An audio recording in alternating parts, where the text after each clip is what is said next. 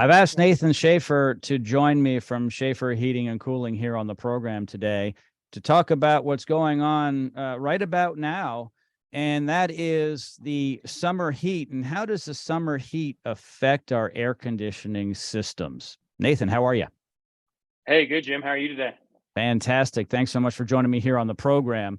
So Good this to see you. time of year, we're cranking our ACs up more.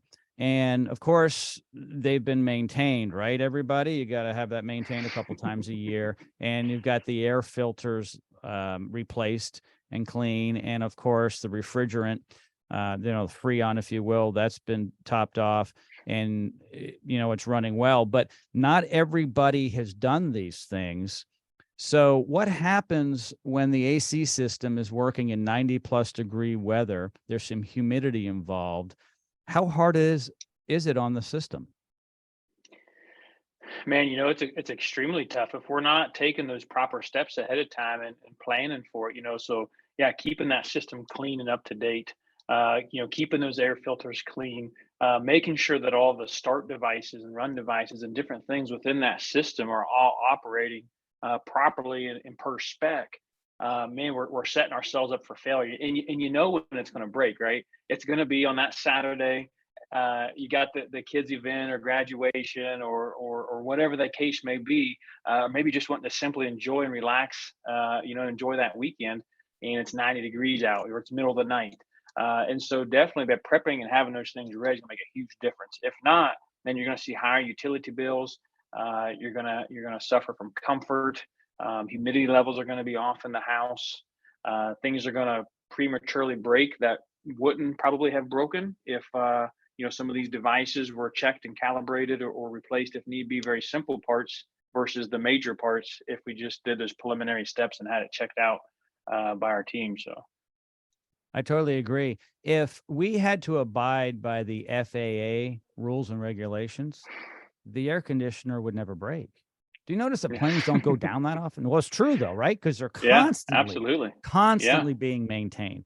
They bring those yeah. into the hangar all the time, and they're changing parts and lubricating and hydraulics, all that type of stuff.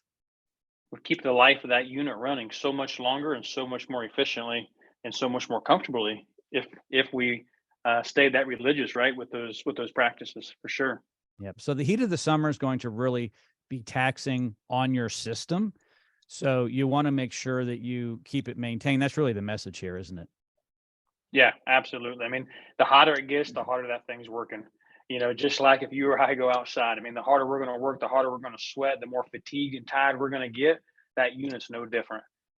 So definitely want to make sure we're taking care of that and keeping it prepped and ready so that you have the least amount of breakdowns. And keep that money in your pocket, right?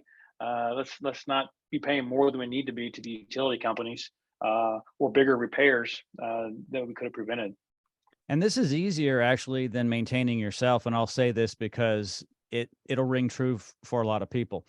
If you actually eat less food and you work out more and you're in better shape, you're going to spend less on food and you're not going to go to the doctor as much. And so you're going to spend less on medical. Now, a lot of people don't want to talk about that, but it's the same thing when it comes to maintaining your air conditioning system, like a car or a plane. Like I said before, if we just take the steps, it's easier. I'll tell you one thing, it's much easier to have your air conditioning system maintained than you losing weight and working out, because Nathan and his team will do all the work for your air conditioning system.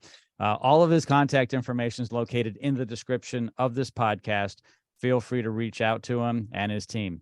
Nathan, as always, thank you so much, my friend. Hey, yes, sir. It's good to see you again, Jim. Thank you.